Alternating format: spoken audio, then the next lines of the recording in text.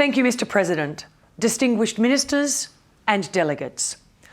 It is a pleasure to address you today at this landmark United Nations General Assembly special session against corruption.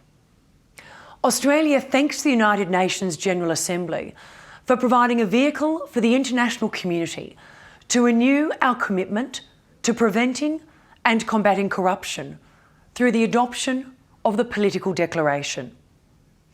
Australia commends the delivery of this collective commitment to tackling corruption. It is particularly important given the challenges presented by the global pandemic. As an international community, it is critically important that we embed integrity in the response to and recovery from the COVID-19 pandemic. A strong response to corruption promotes stability and trust, supports democratic institutions, and fosters clean, open and efficient markets for economies and societies to thrive. Australia greatly values the central role of the United Nations in setting standards and demonstrating international leadership in this endeavour. It is critical for the international community to demonstrate strong support for the established international anti-corruption architecture, which provides an effective and robust framework for preventing and combating corruption. Australia is pleased to see the political declaration reaffirm state's strong commitment to the United Nations Convention Against Corruption and its integration into domestic legal systems. While there is always scope to improve our collective response to corruption, this can be best achieved through a continued focus by states to implement the Convention and the robust framework with almost universal support.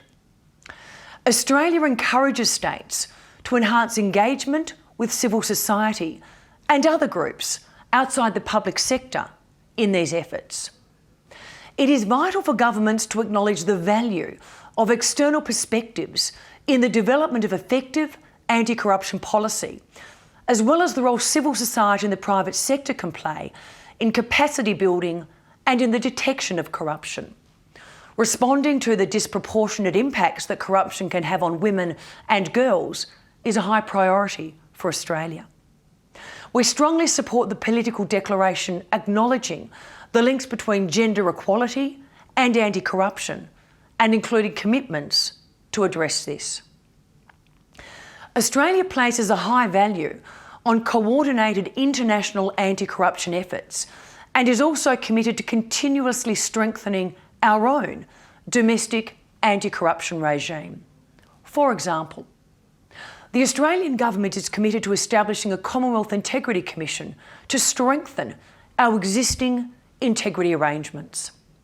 The Commonwealth Integrity Commission will be a centralised, specialist centre for the investigation and prevention of corruption in the Australian federal public sector. Australia recently established the Bribery Prevention Network, a public-private partnership that brings together business, civil society, academia and government. Our shared goal is to support Australian business to prevent, detect and address bribery and corruption and promote a culture of compliance. Australia is also committed to promoting integrity in sport.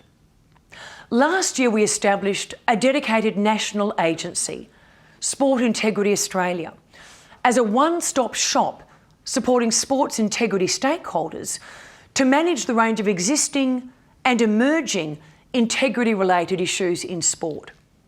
We are committed to continuing to work with our colleagues across the globe to embed systems that deter, detect and respond to corrupt activities. Australia supports the adoption of the political declaration at this special session of the General Assembly.